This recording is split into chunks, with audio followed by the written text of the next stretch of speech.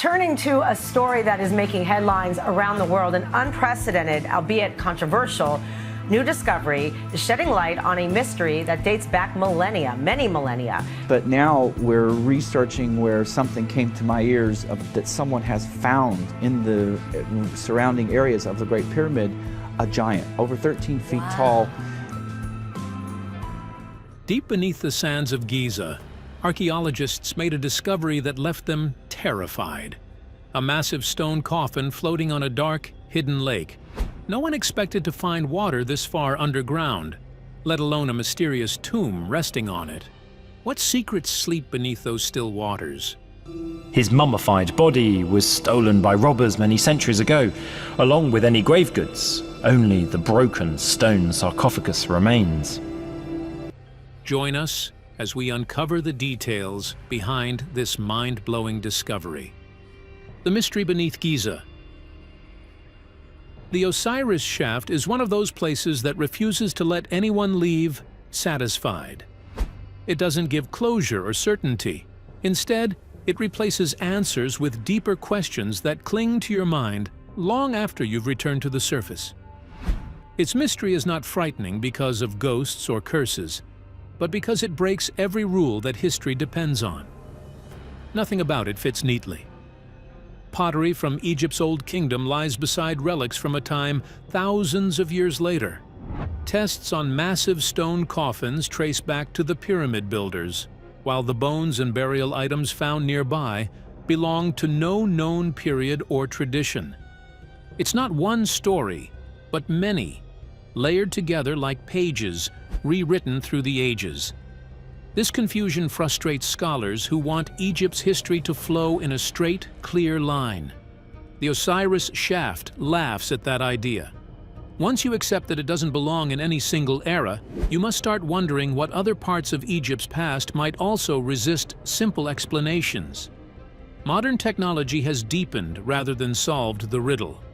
Tools like radar and digital mapping now allow researchers to peer below the surface without digging. In recent years, some teams claim to have detected enormous underground structures beneath Giza itself. Officials dismissed these findings, yet the world's curiosity only grew stronger. Scientists now use 3D simulations to recreate the chambers virtually, testing how sound moved through the stone and how light and water interacted within the space. Some scholars have even proposed that the site was first tied to older gods before being linked to Osiris later in history. This evolving view turns the Osiris Shaft into something living, a laboratory of mystery rather than a dead ruin. But not everyone welcomes that uncertainty. Traditional archaeology was built on the belief that history should be fixed, that every new find must fit neatly into the timeline. The Osiris Shaft challenges that order. It invites chaos. It suggests that the ancients might have understood reality in ways we're still struggling to grasp. Some turn to wild theories, hidden chambers, lost cities, alien architects. But perhaps the truth is simpler and stranger. The shaft was never meant to be a tomb. It feels more like a stage built for a sacred performance. Every element, the echoing sound, the reflective water, the alignment with the stars, seems designed to pull the living into a divine experience. It is as if the builders wanted people to step between worlds, to witness life and death merge through ritual and sensation. That's what makes it haunting. The Osiris Shaft shows that ancient people didn't just tell myths, they built them into stone. They created places where gods could be felt, not just imagined. Its lowest tunnels remain drowned and unreachable, guarding whatever truth still lies below. Maybe that's how it was meant to be. Some mysteries are not there to be solved, but to remind us that the past is still alive. Italian and Scottish researchers, mainly from the University of Pisa, conducted advanced high-frequency radar mapping under Egypt's famous pyramids. Shifting quietly beneath our feet, waiting to be rediscovered. Now, let's take a look at the terrifying secrets that were found here. The Chamber of Shadows beneath Giza. When Zahi Hawas and his team finally managed to clear out the stubborn groundwater and step into the Osiris Shaft, they were met not with treasure or golden splendor, but with a silence that chilled them to the bone. Beneath Khafra's causeway, about 6 meters deep, they entered a space carved from the pale limestone bedrock. It was small, bare, and eerily quiet. There were no inscriptions, no colorful wall paintings, no prayers carved to guide the dead to eternity, only cold, untouched stone. In ancient Egypt, tombs were rarely left undecorated.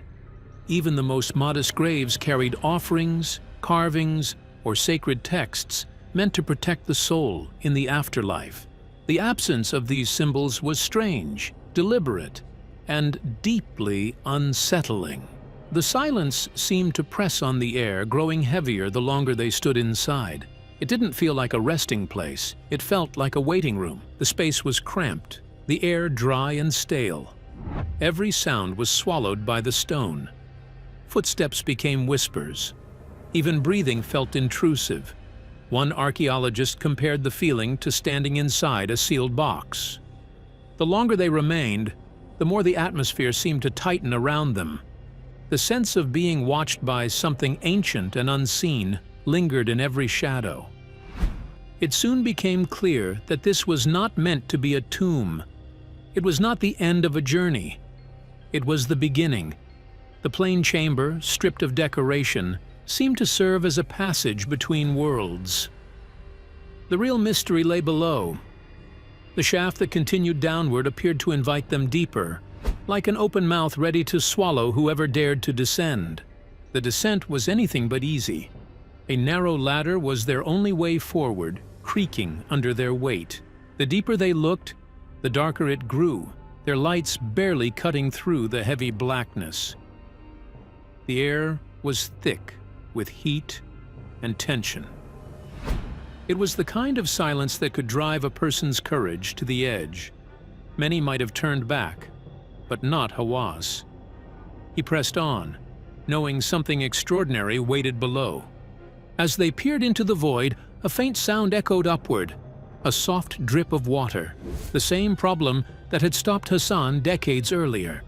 The walls, though empty, seemed to whisper their warning.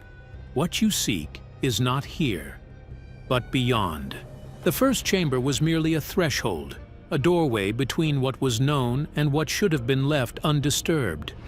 What waited beyond that silent doorway would challenge everything they thought they understood about life, death, and the gods buried beneath Giza, the chamber of the half-bodies. The next descent took them another 12 meters down, and the deeper they went, the colder the air became. The rock walls grew slick, glistening in the dim light.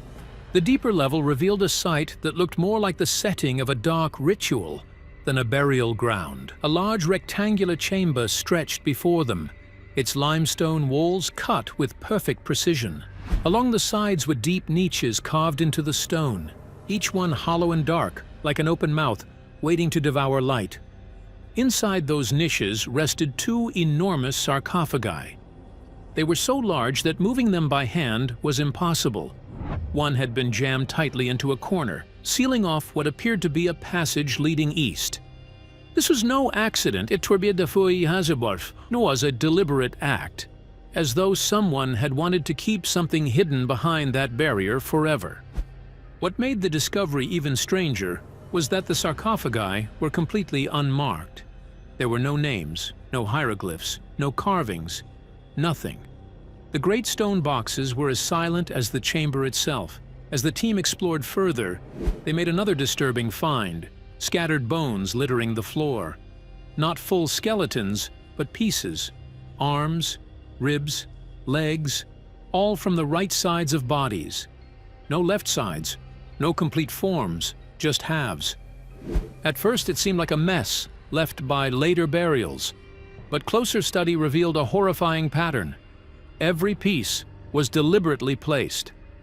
Someone had gone through the effort to separate bodies in half and position them with care. This deliberate dismemberment clashed violently with the core of Egyptian belief. Egyptians valued the completeness of the body, for they believed the soul could not live forever unless the body was whole. Every organ had its place. Every limb had meaning. To bury someone incomplete was to deny them eternity. So why would anyone choose to do this? Why would a chamber be filled with half-bodies, sealed sarcophagi, and thick layers of black resin dripping from the ceiling? The answer, perhaps, lay in their religion.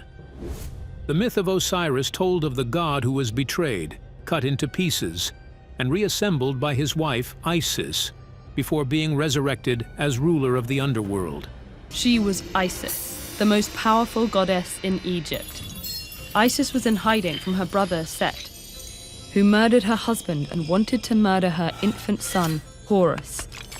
Maybe this room was a reflection of that legend, a ritual reenactment of dismemberment and rebirth. But the line between devotion and darkness is thin, and this scene felt more like a ritual gone wrong than a sacred act. The resin coating the sarcophagi was a mixture of oils, beeswax, and bitumen, the same substances used in mummification.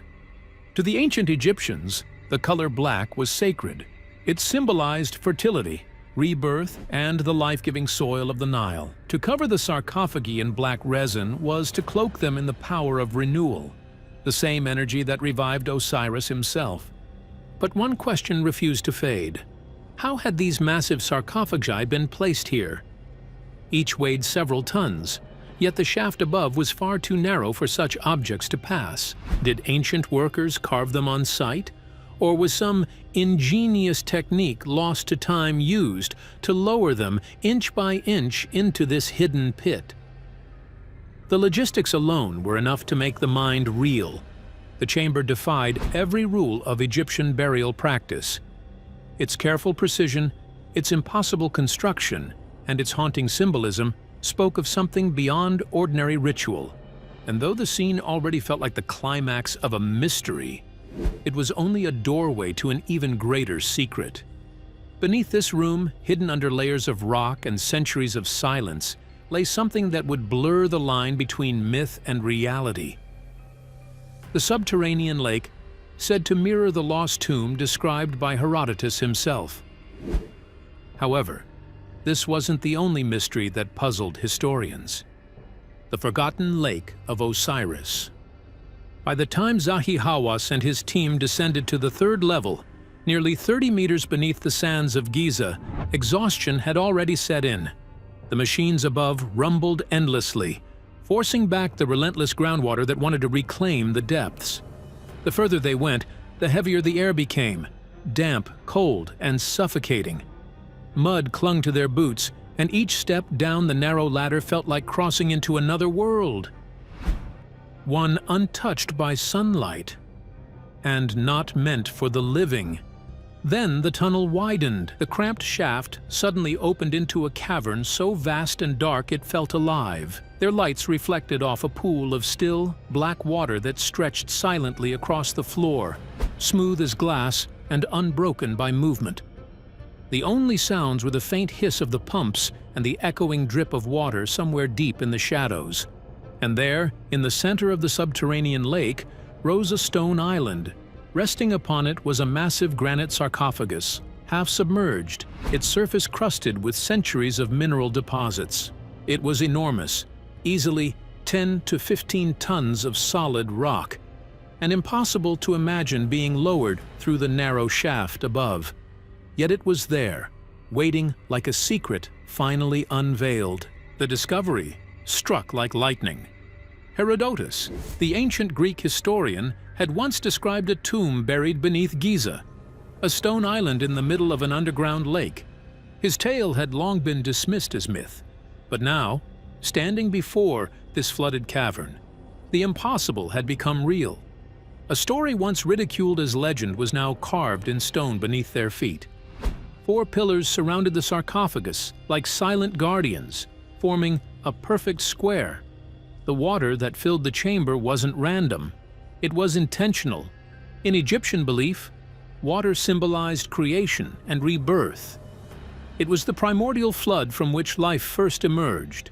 To enter this chamber was to step into the heart of that ancient idea, to stand in the symbolic waters of the underworld itself. The atmosphere was heavy and otherworldly. Their lights flickered off the water, throwing dancing shadows across the stone walls. Every whisper echoed strangely, repeating itself in eerie tones as if the chamber were speaking back. Some of the workers could not stay long. They said the silence pressed on their chests, that the air felt charged with something old and watching. But when the sarcophagus was finally opened, the surprise deepened. It was empty. No mummy, no offerings, no inscriptions. Only cold stone and darkness. That emptiness spoke volumes. This was not a royal tomb. It was a cenotaph, a symbolic resting place for the god Osiris, the first to die and rise again. They claim to have discovered wells, caverns, and shafts that are more than 2,000 feet underground. If accurate, it changes the face of history as we know it. Every element in the room seemed crafted to echo his myth. The water for rebirth, the pillars for his strength, the sarcophagus for his eternal throne. Still, questions lingered. Why build such a site so far underground? Was it connected to the Great Pyramid or the Sphinx through hidden tunnels rumored to snake beneath Giza? No one could say for sure. What was certain, however, was that the deeper they ventured, the stranger everything became. The sarcophagi scattered across the levels weren't even made of native stone. Tests revealed volcanic rocks like diorite and andesite, materials that did not exist naturally in Egypt. Each block weighed 30 to 40 tons, and yet somehow, ancient builders had managed to transport and position them with precision far beyond what seemed possible.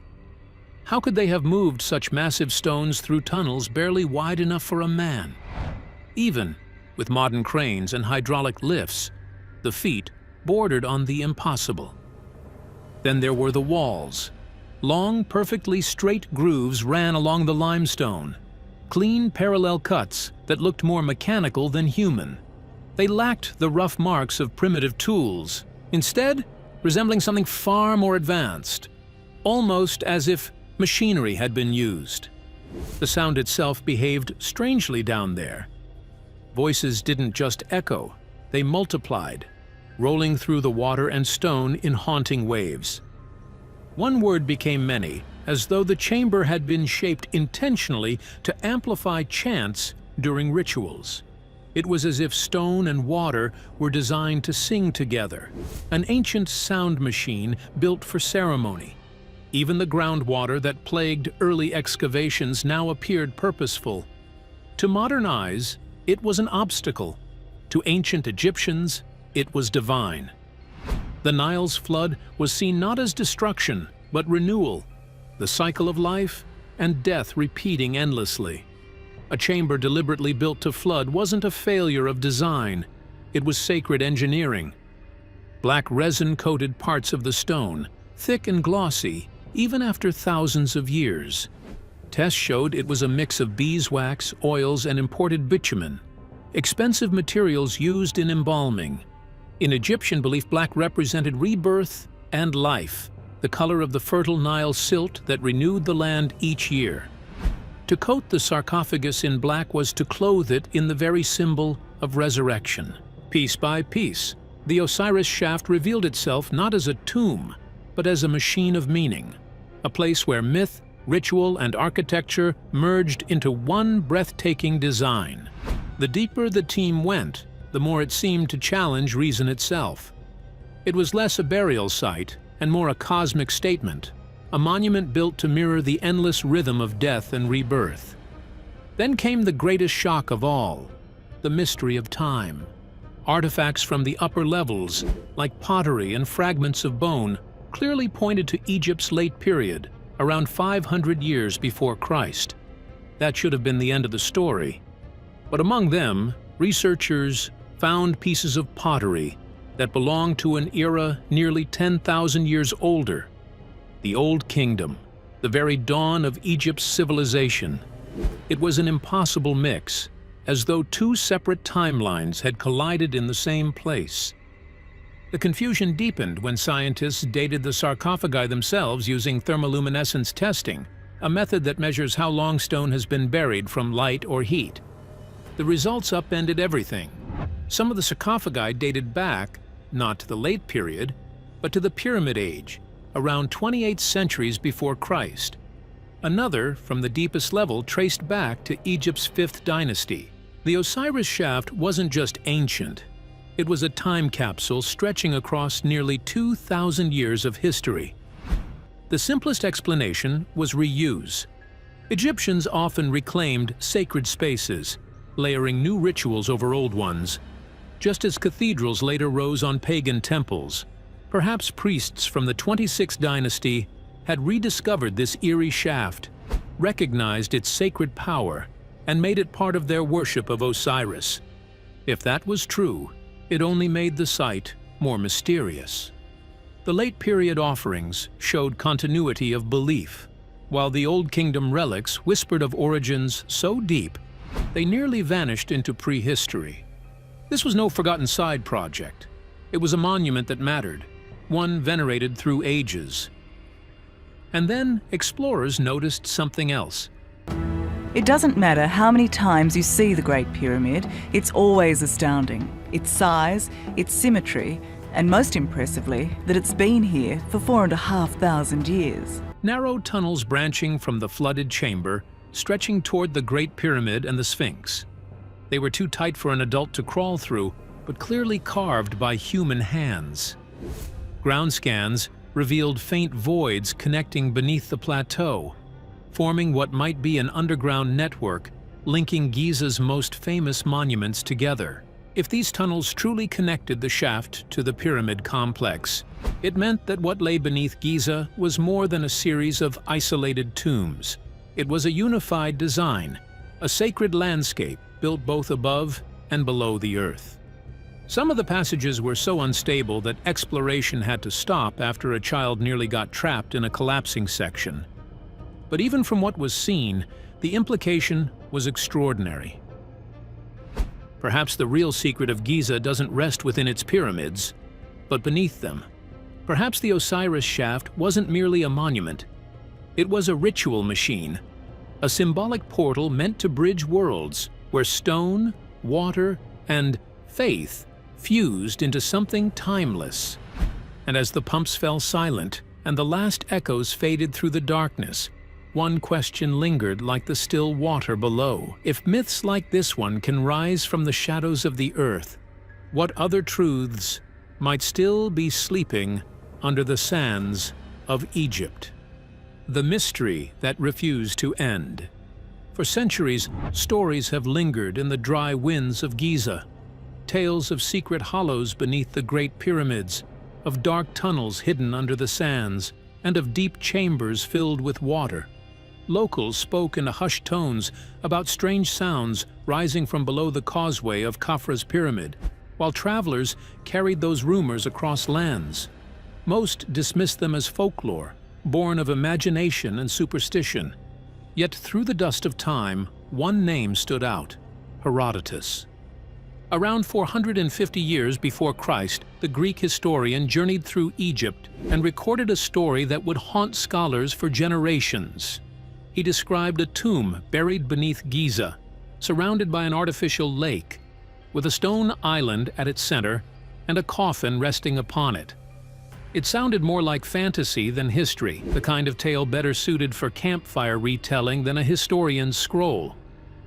Many brushed it off as one of Herodotus's embellishments. After all, though he was celebrated as the father of history, he was also accused of being the father of lies. But legends have a strange persistence.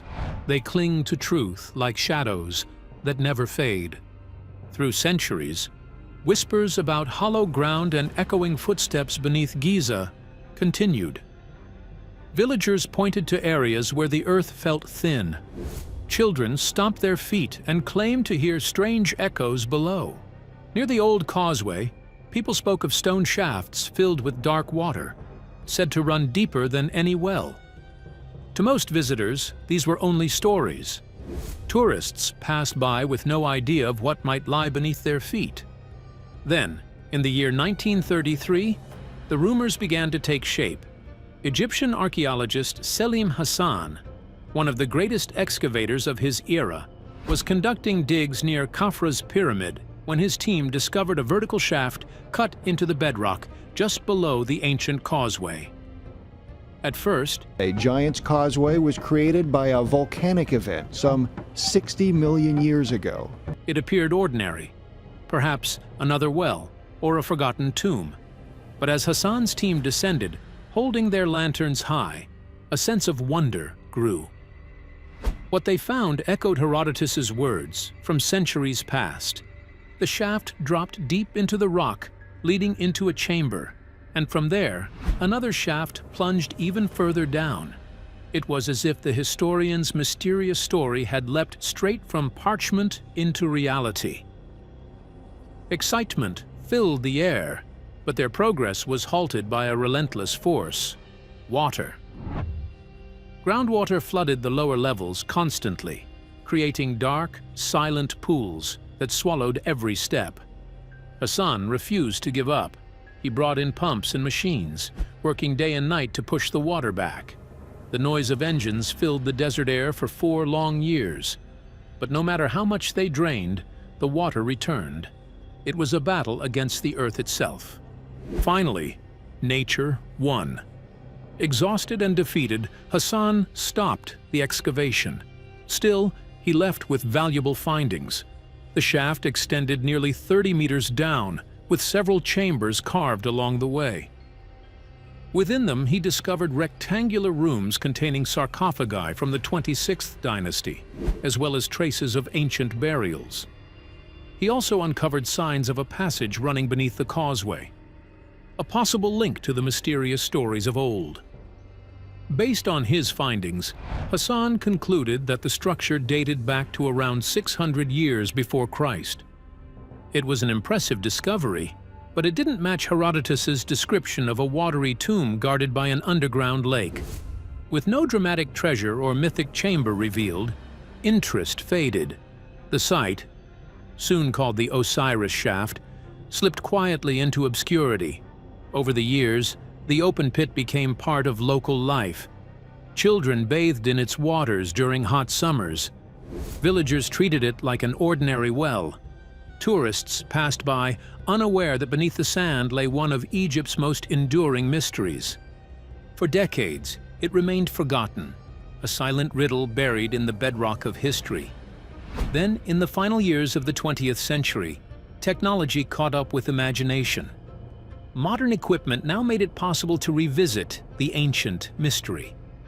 Leading the renewed effort was Dr. Zahi Hawas, a name known to anyone who follows Egyptian archaeology. Charismatic, driven, and fearless, he was determined to explore where Hassan could not. In 1999, Hawas and his team returned to the Osiris Shaft, armed with advanced pumps, powerful lights, and renewed hope. This was more than another excavation. It was a chance to bridge the gap between myth and reality. Could Herodotus have been right after all? As the team descended, the light from their lamps danced across the damp limestone walls.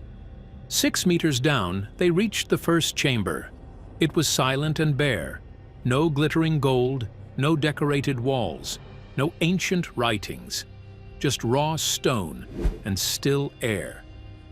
The emptiness was unsettling, as if the place was waiting for something. It didn't feel like a tomb. It felt like an entryway, a threshold into something far deeper.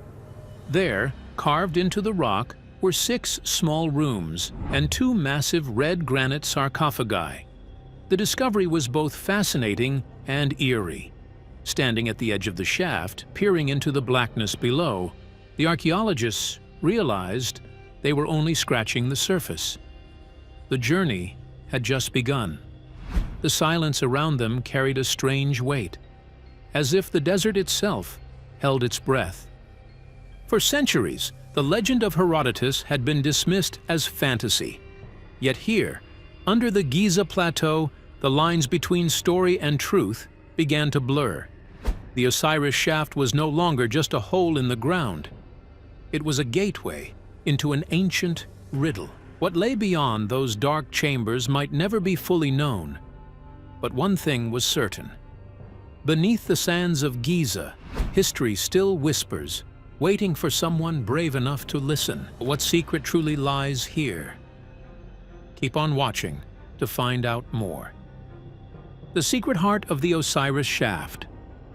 When archaeologists stopped calling the Osiris Shaft a tomb, everything about it began to make sense in a strange, haunting way. From the very start, the site didn't behave like any burial place ever found in Egypt. There were no carvings, no treasures, no inscriptions, and not a single painted wall to honor the gods or guide a soul to the afterlife. The silence itself was louder than words. For a civilization that believed names and prayers gave immortality. This emptiness was the first clue. Perhaps it wasn't meant for the dead at all. Perhaps it was built to transform the living. The deeper one goes, the stranger it feels. In the lowest chamber, sound bends and twists. A single whisper stretches and returns multiplied, as if the stone itself were alive. One voice turns into many, echoing like spirits hidden in the dark. That wasn't an accident. To the ancient builders, sound had power. It was part of the ritual. The echo was Osiris answering. The black water wasn't a nuisance. It was sacred, symbolizing the great flood of the Nile and the god's resurrection. Crossing the pool toward the stone, sarcophagus mirrored the soul's journey into the next world. The 4 pillars standing guard around it weren't just decoration. They represented guardians between life and death. Above all, the shaft's alignment with the stars told another story. It pointed to Orion's belt, the celestial symbol of Osiris. That meant its builders carved not only into the rock of Egypt, but into the fabric of the heavens. The place wasn't a tomb.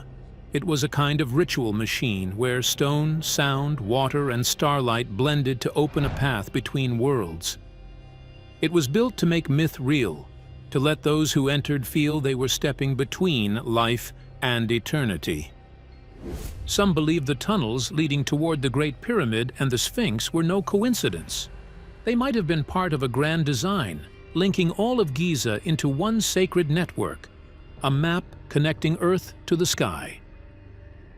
Mainstream experts remain cautious, calling it only a unique funerary site. But the precision of its stonework and the perfection of its symmetry continue to challenge logic. Some say the craftsmanship hints at knowledge far older than the pyramids themselves.